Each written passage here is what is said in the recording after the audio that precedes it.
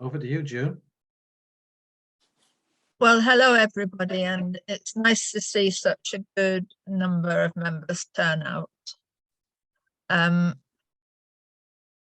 Right, a review of the conference.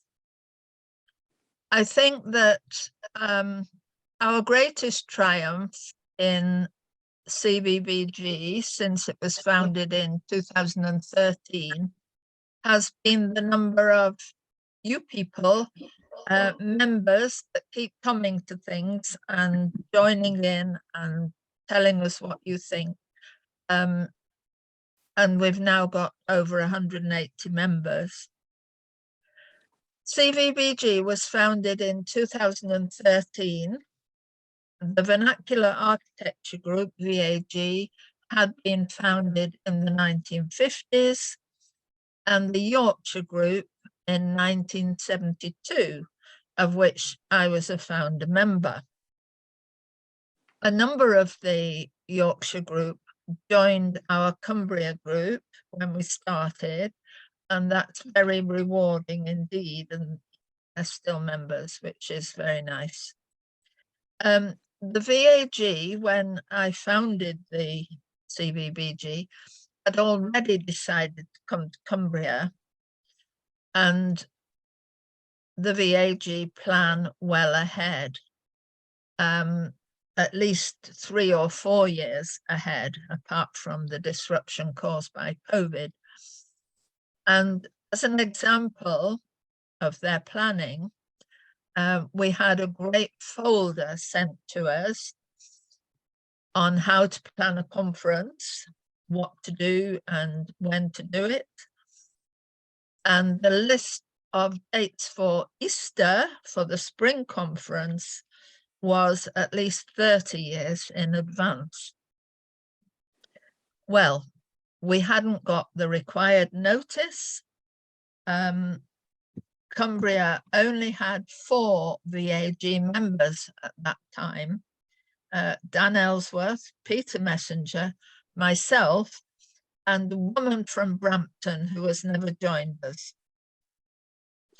By 2015, there were several more members, and now the number is approaching 20, which is very good. So, a National Trust employee was Sarah Woodcock, and she and I were going to organise this conference. But within weeks, Sarah left to join her partner, Adam Manouche, later president of VAG, who had already taken a post at Cambridge University. So that left me. And with the committee, particularly Claire, Jeffrey, Mike Kingsbury, Dan Ellsworth, Richard Wilson, and Vicky Slowe, I couldn't have done it on my own. So they were heavily involved and have to be thanked. So the VAG has rules, quite strict rules. It produces a handbook. Colour isn't required, it's regarded as extravagance. So a lot of the photographs you'll see tonight, which are taken from the handbook, are black and white. Some of them look a bit strange. Full information on the buildings we're going to see, that is plans, descriptions, photographs, etc. And the VAG members don't like verbal guidance. Everything has to be in the handbook. They like to work things out for themselves. So our handbook ended up as 108 pages. I still don't know quite how we managed it, but we did. 100 members were coming for 5 nights with 3 full-day tours, including full board and packed lunch. The day tours, they were on the buses by 8:50 prompt, and returned at 6:30 in the evening. There were evening lectures. They required single study bedrooms, and the only place in Cumbria with 100 single study bedrooms was Newton-Rigg College, now closed.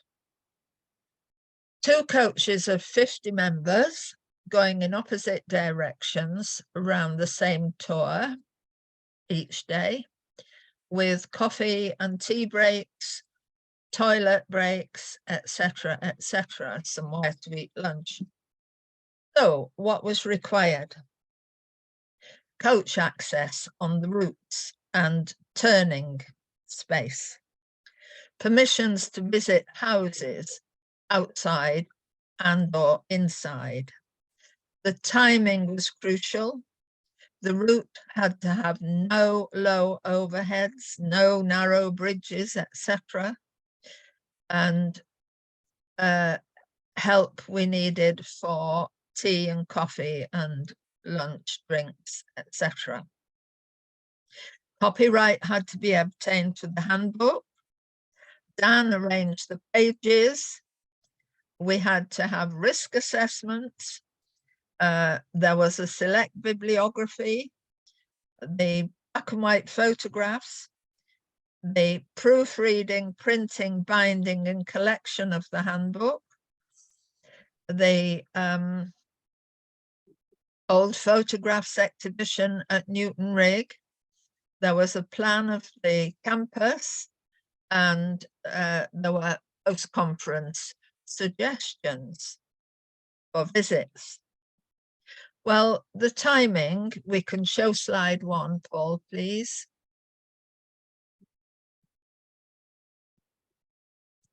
Slide 1. You should be able to see that, June. I can't. Yes, I can. You'll see that it's the spring conference, and you'll see at the bottom the date is the 7th to the 11th of July. No way were the VAG coming to Cumbria at Easter. And I have a cutting from the Cumberland News and the Daily Mail of the 27th of April, which shows the Hartside Pass blocked with snow. That was around Easter. So I put that up on the wall at the conference, saying this is why you didn't come at Easter. However, we were blessed in July with fine weather.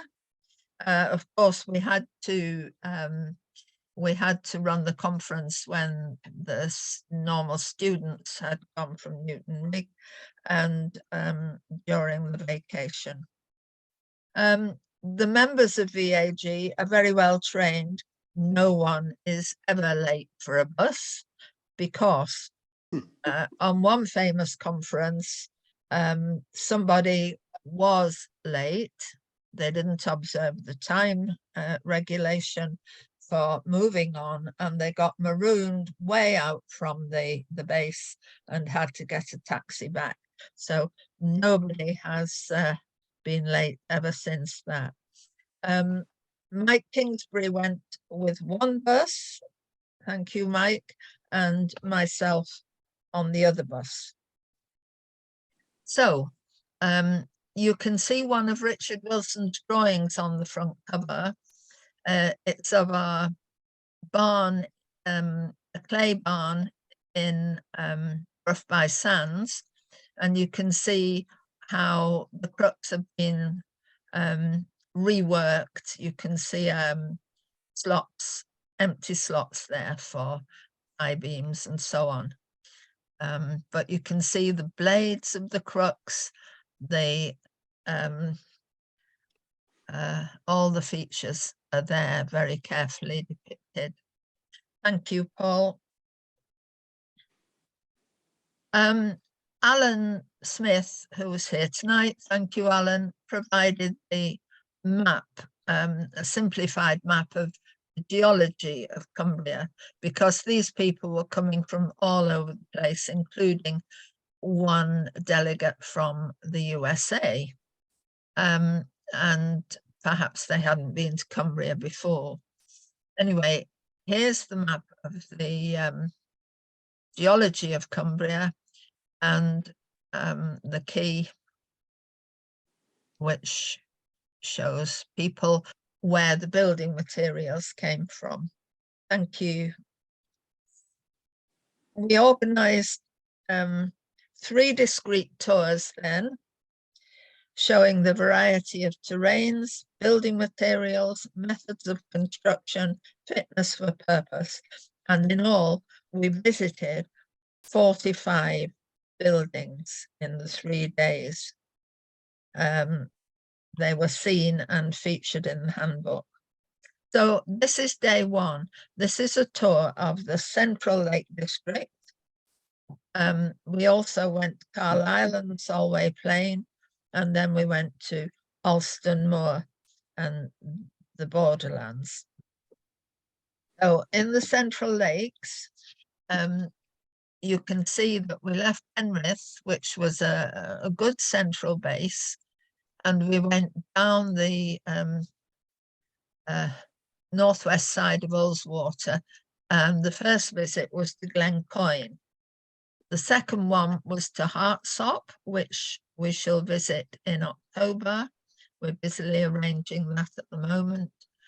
And then over the Kirkstone Pass, down to Troutbeck, and then on to Kendal, and then back up the old A6. Right, carry on, Paul, please. Having said they were all black and white photographs, Mike Turner has kindly supplied some coloured pictures to break up the monotony for us. And this one shows Glencoyne, which was our first port of call that day. It's a wonderful old farmhouse. The original farmhouse being the white bit. I do have a drawing of Glencoyne before the crow steps and the round chimneys were added. It seems they were a Victorian fancy when tradition and folklore were becoming very, very popular. So the wings at the back were added later. So it was just hall and parlour. And I think that the parlour may have been a down house originally. So you go in through the porch into a cross passage, and the parlour is on the right. The hall living room is on the left. Can we have the next one, please?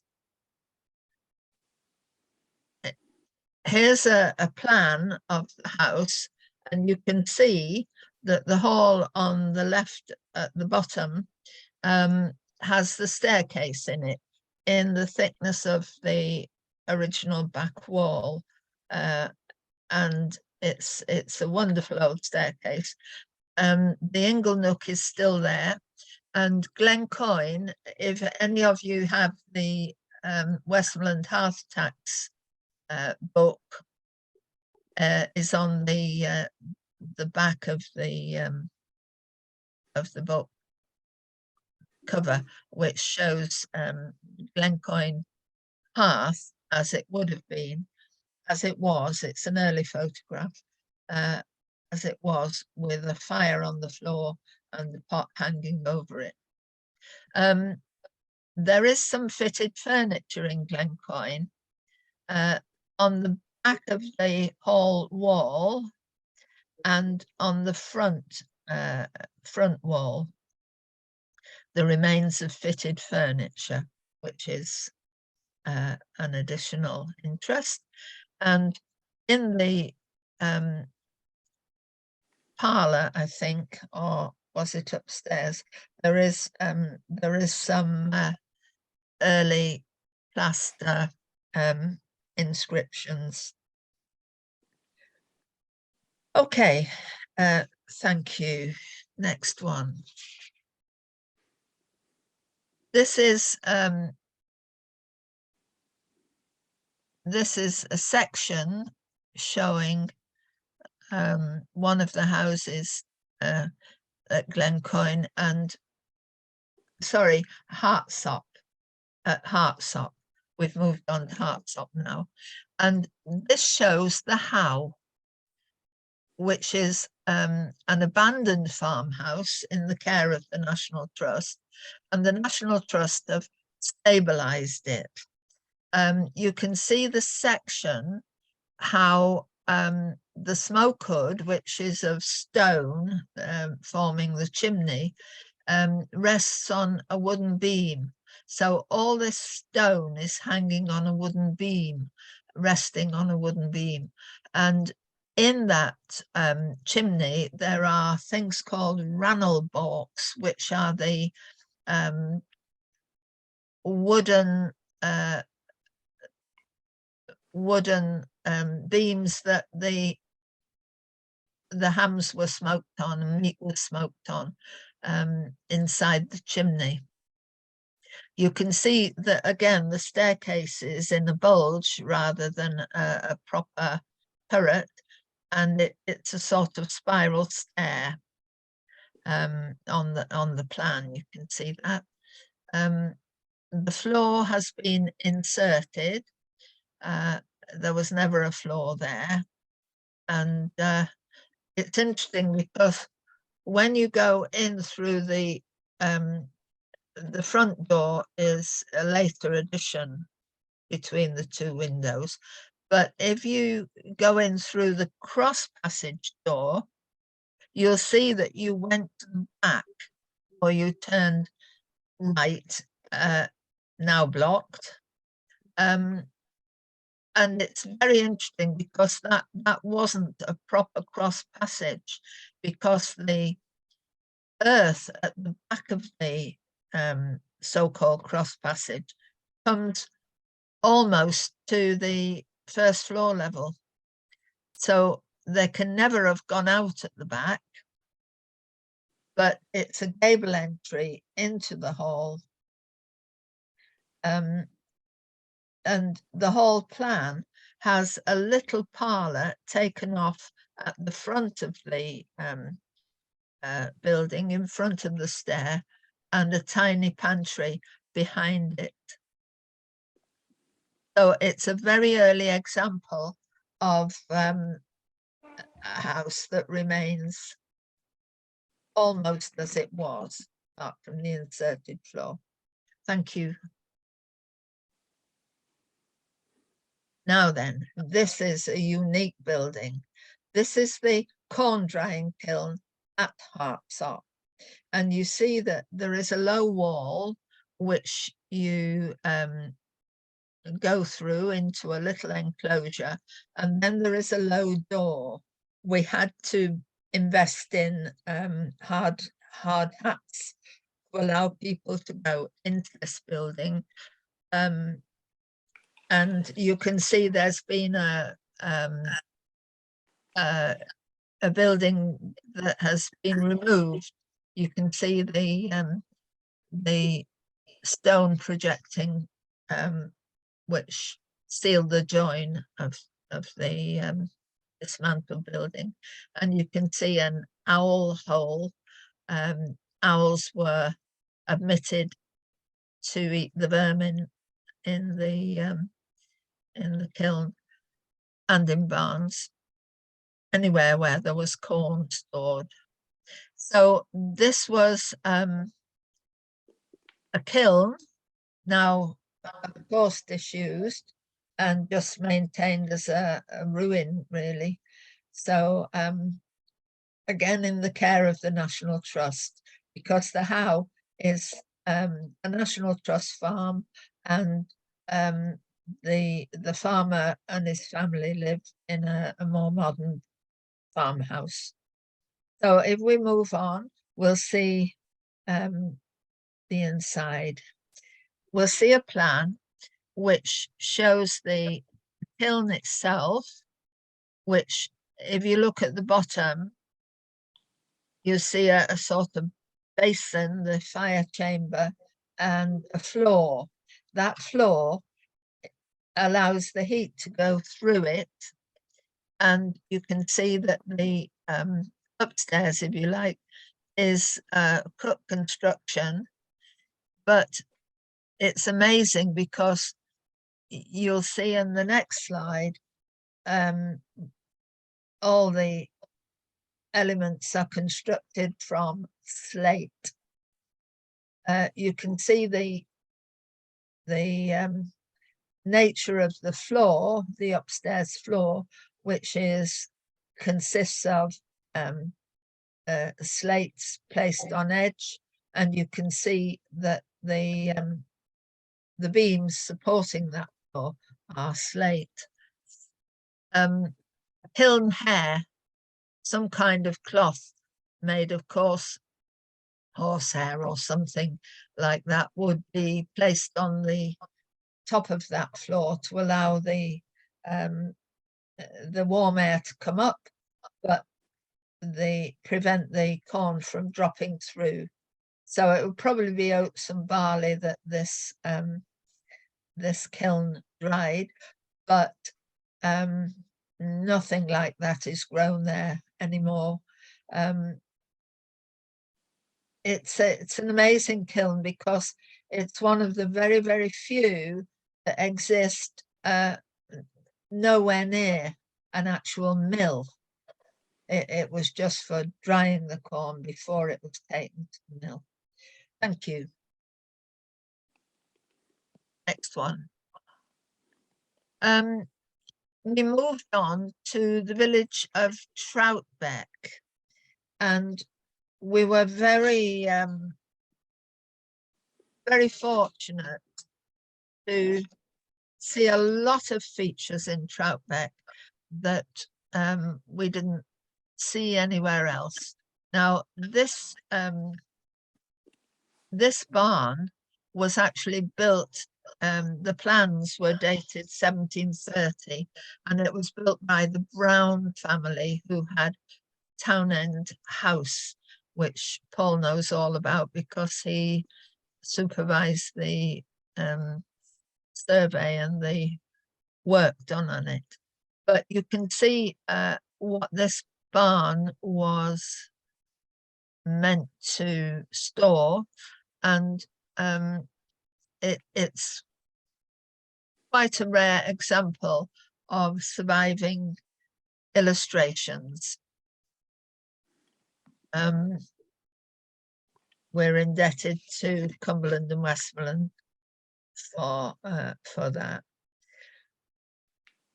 So can we move to the next one? I'm having to be very quick to get through all this. Right, this is Lanefoot Barn, and it's actually a bank barn entered from the gable below, and above entered from the side. So it's called a bank barn variant in its type, and inside there are crooks, which was very nice to see. In Troutbeck, we saw all sorts of features like wooden mullioned windows. We saw crow steps, round chimneys, restless slates, swept valley gutters, all sorts of features, which we haven't time to go into at the moment. But then we came to our coffee break. Next one, please. And this was at Cragwood, which is, no, that one's out of place, Paul. Can we move on, please?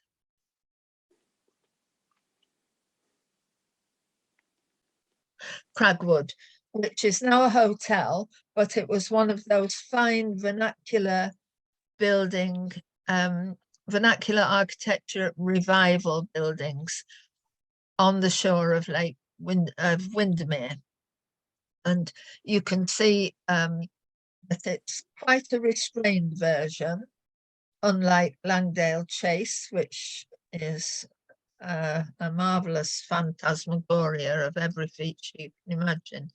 This one is a bit late, 1911, but it's still very beautiful, and the workmanship is impeccable. It's absolutely terrific workmanship. But you know, mullioned windows, mullioned and transom bays, gables everywhere, and inside, if we look at the next one, we see the superb joinery of the staircase. It was a local joiner that did that, and it's just absolutely beautiful. So we were made very welcome for our coffee break there. And then we went on to Kendal. No, that's out of place, Paul. No. No. No, yes, that's right. Castle Dairy at Kendal. Now, the Castle Dairy was set in fields when it was built in the Middle Ages, and it probably was the dairy farm for Kendal Castle, where Queen Catherine Parr was brought up to become Henry VIII's last wife. So here you can see the massive external chimney. You can see traceried windows. You can see dripstones, a very heavy flagged roof, and it's now a restaurant. For years it was a restaurant where the lady in charge always served duck of one kind or another, but now it's the training restaurant for people doing restaurant studies, hotel work at Kendal College, and it's run very well. But Dan has done a lot of work on this building and understands it very well. It's just lovely. It's hall and cross wings in its basic structure. Thank you. Next one.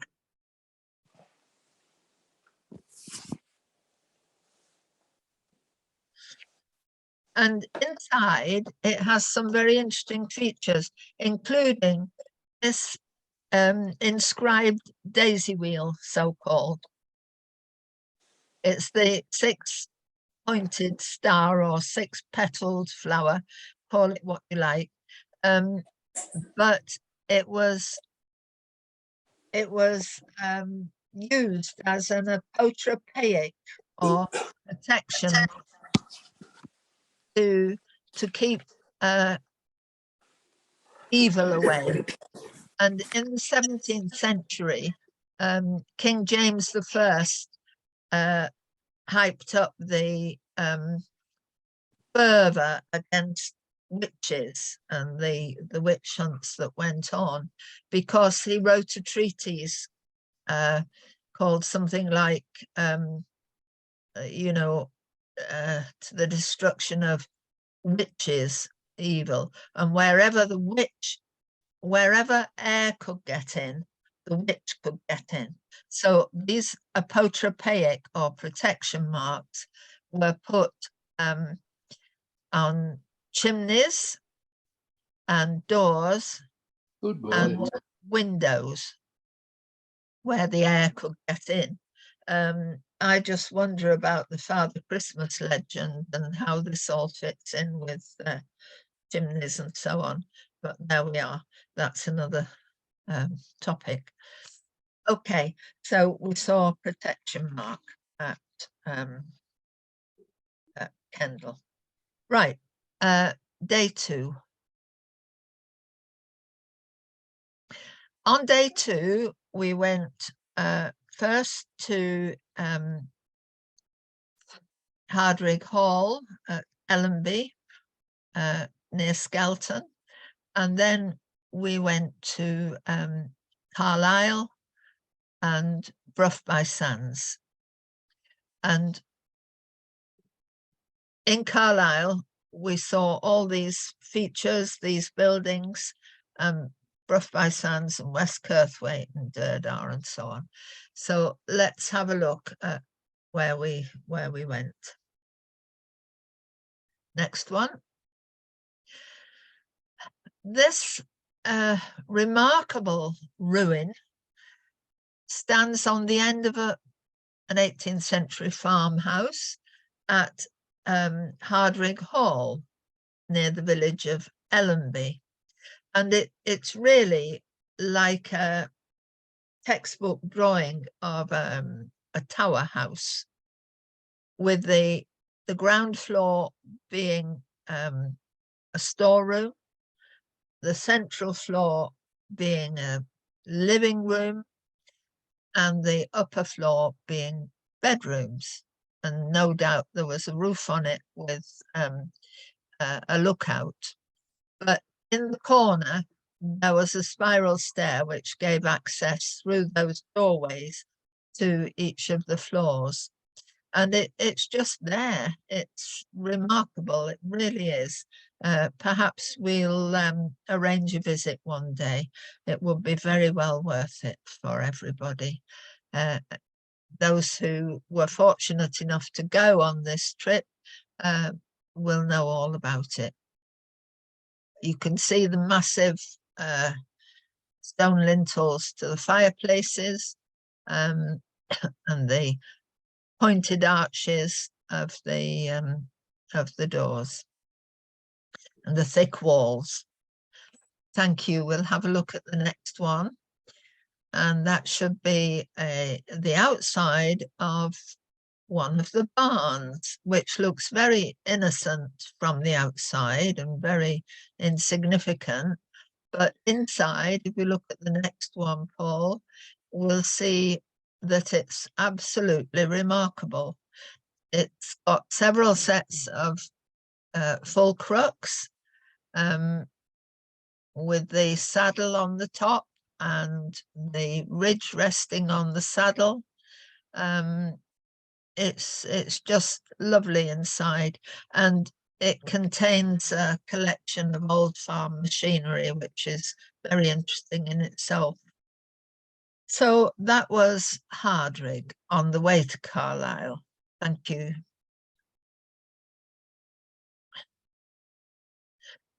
And then we got to Carlisle, where we had to organise people in 3 different groups for each busload, and they rotated round the different groups, round the different locations. This one is a drawing by John Ruskin, no less, and it's of Redness Hall, otherwise known as the Guildhall in Carlisle, in the central area. It's now an Italian restaurant on the ground floor, and upstairs it's the Guildhall Museum, run by Tully House. But you find it's the only complete standing half-timber building in Cumbria, and you can see a section there of the building, and it's jetted twice. By jettying, the upper floor is bigger in area than the lower floor, and the nice thing is that Ruskin's drawing shows this little wooden traceried window on the middle floor, which is very pretty. So one group went to the Guildhall, Redness Hall, 1390s, There was a drastic fire in 1391 in Carlisle, and the king actually granted 500 oaks from Inglewood Forest towards the rebuilding. Redness Hall grew out of that rebuilding in 1395, and it has a very interesting structure in that in the roof there is a thing called the crown post, which is quite unusual in Cumbria, to have a surviving crown truss. Thank you.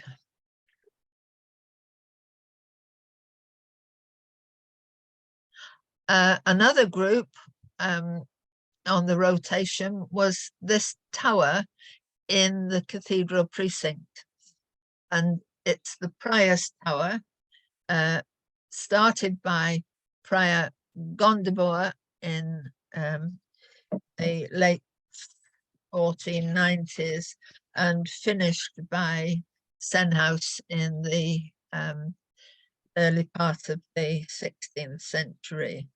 But the glory of this tower is inside the middle story.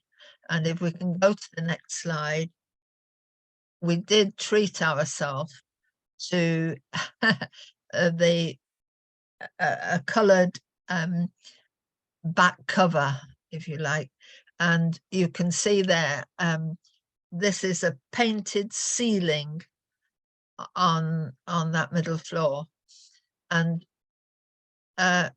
painted ceilings are quite rare in Cumbria. This is possibly the only one, but they're more of a Scottish tradition. But the Senhouse scallops are there. The ceiling is between about 1500 and 1520, and there is a document that said Simon Senus set his roof and scallop here. So that's confirmation, and it was quite lovely. And the other group went to see the tithe barn. I haven't put a picture of that up, but we'll that was Carlisle. Then we went to Brough by Sands. So we went into St. Michael's Church, where the entrance to the tower has this yett or iron gate to fortify it, and there is a hearth on the middle floor of the tower so that people could shelter there from the marauding Scots or their activities.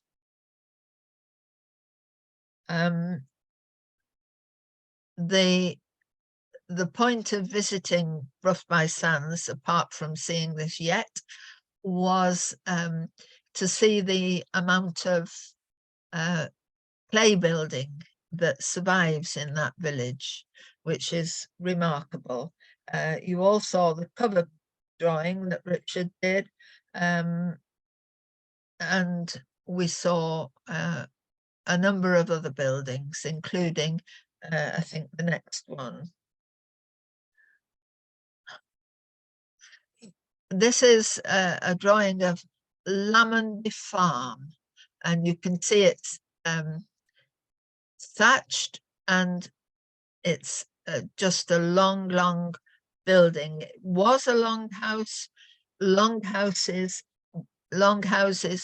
don't exist in Cumbria except in the archaeological record, because most have been modernized or rebuilt, and they now have a front door on, like this one has. It's got an addition to the right, which is a cottage, but the core of the house is cross passage, ingle nook in the hall, and a parlour, and that is all in clay. And the attached barn or byre remains in line with it. But this is a very rare survival in itself. Chimneys were possibly added.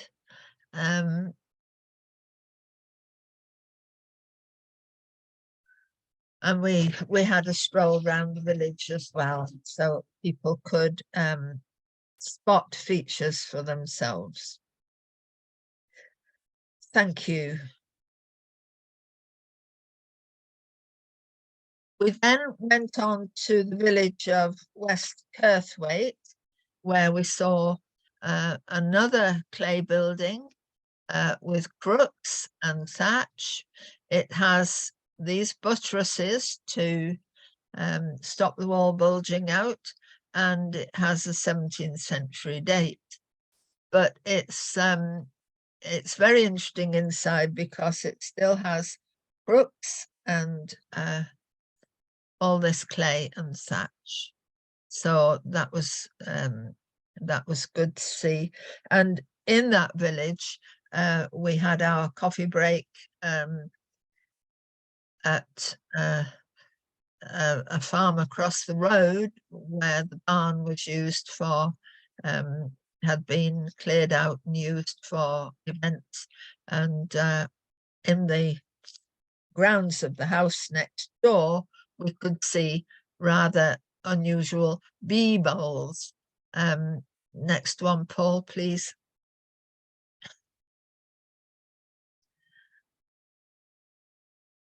You all know that bee bowls were niches in the wall, usually facing northeast, to get the bees up in the morning and keep the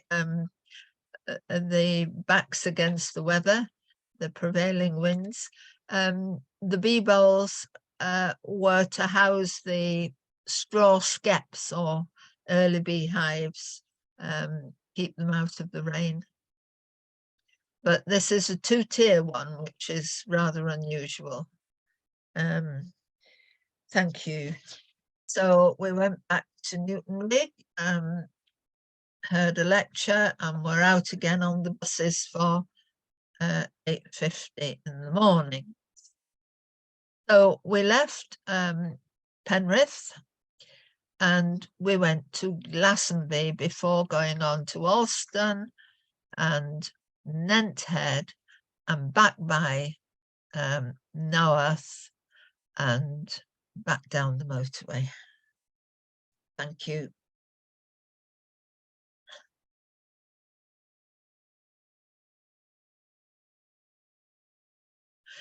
Right, this is Glastonbury Bastle. It's still used for its original purpose downstairs, which is as an accommodation for cattle. The outside stair has been built on since at some date, and it's across the yard from the farmhouse. You can see this view from the road, which is fine, but you all know that bastles are farmhouses that emerged on the scene between about 1550 and 1650, mainly around the turn of the century, as refuges from Scots raids. They were particularly rampant at the time.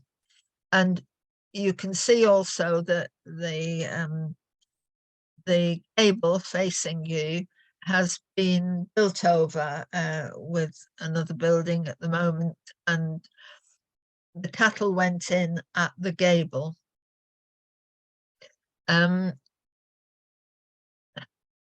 The door has drawbars. It has 2 drawbars actually going in opposite directions to prevent it being smashed in. And the upstairs was probably reached by a removable ladder. It's probable by doing a bit of detective work on the kneelers, the large stones at the eaves on the gable, that it was a steeper roof, and there's a blocked window showing that there had been an attic. So if we look at the next slide,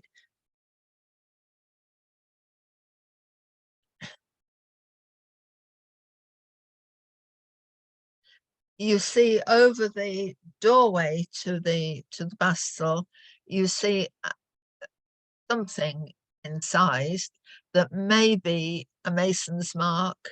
It may be an apotropaic mark, a protection mark. Nobody quite knows. And the farmer himself, who'd been there for years and years, said, "I've never seen that before."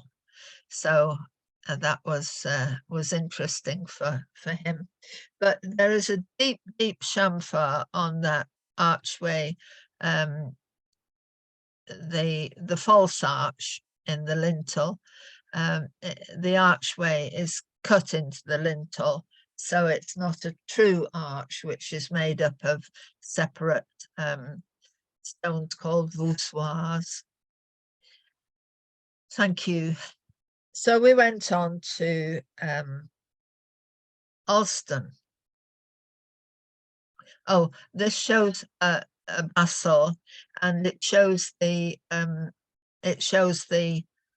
features, the downstairs door with the livestock, 2 drawbars, and the main room upstairs. It's possible that the main room was divided.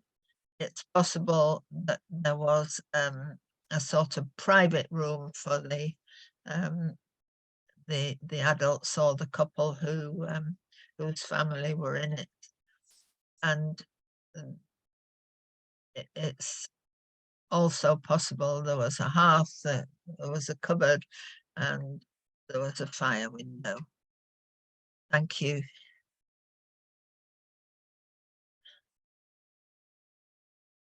Yes, we went to Alston, and this is typical of the buildings in Alston.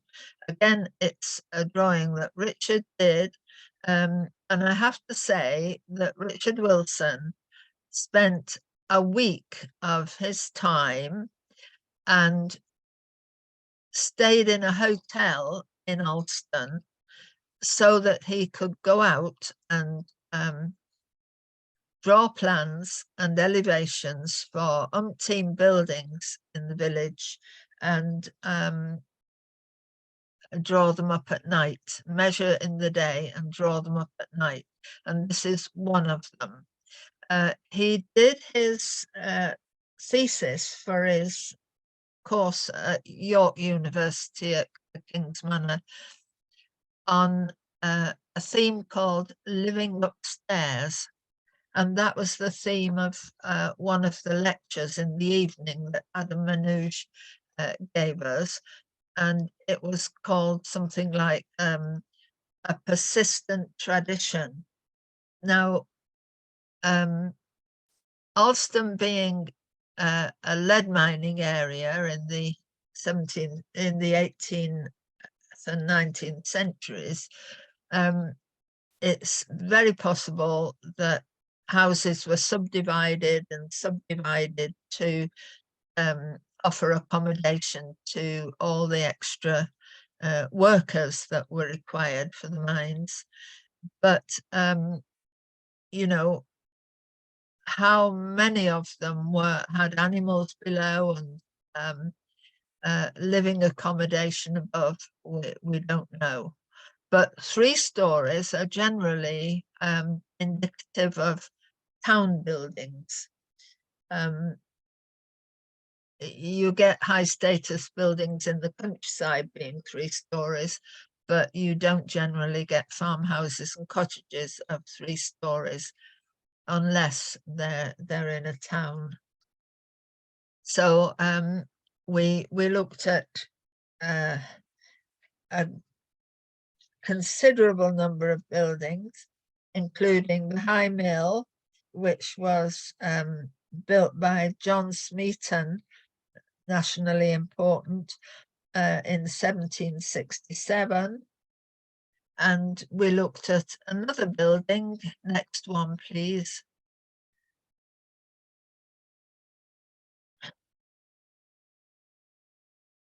Could we have the next slide, Paul, please?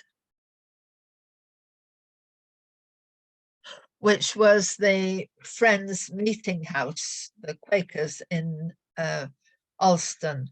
And again, it's a drawing by Richard Wilson. Not all the buildings we looked at were houses, domestic. We looked at lots of barns, lots of mills and associated buildings, and this meeting house as well. And I have to say that a lot of non-conformist early chapels were built in the same way as farmhouses and cottages. You can see the porch, you can see the sash windows, and so on.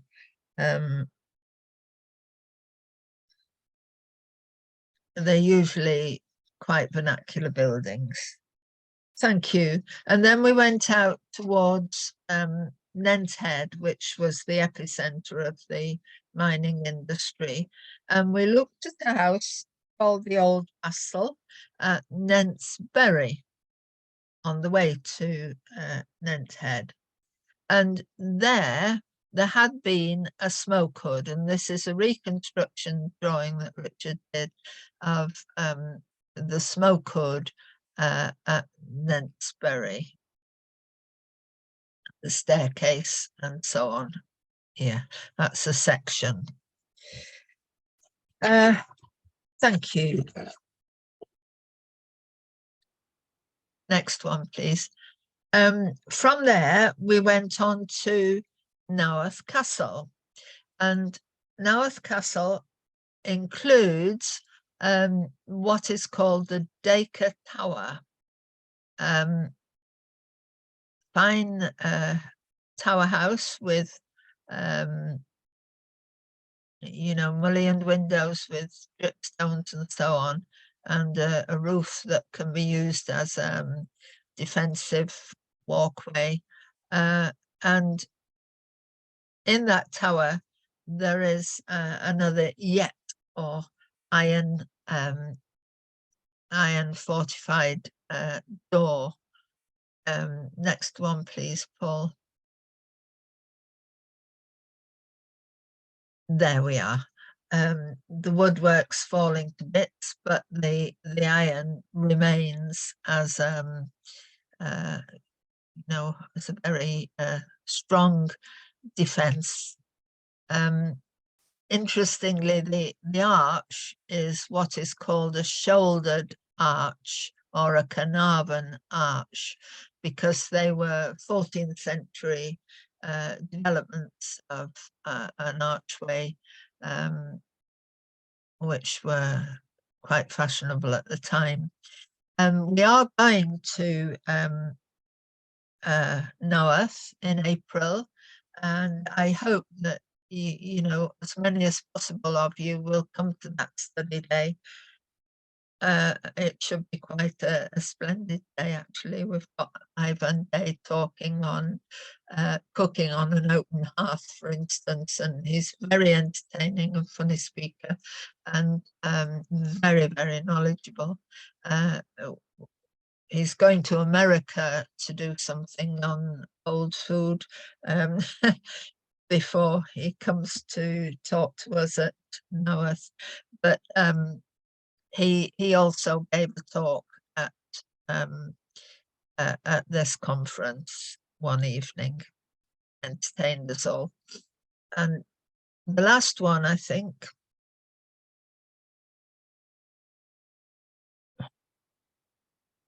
is a bastel at Denton Foot, which shows the livestock door downstairs now blocked, and upstairs a hearth, which this house is now lived in.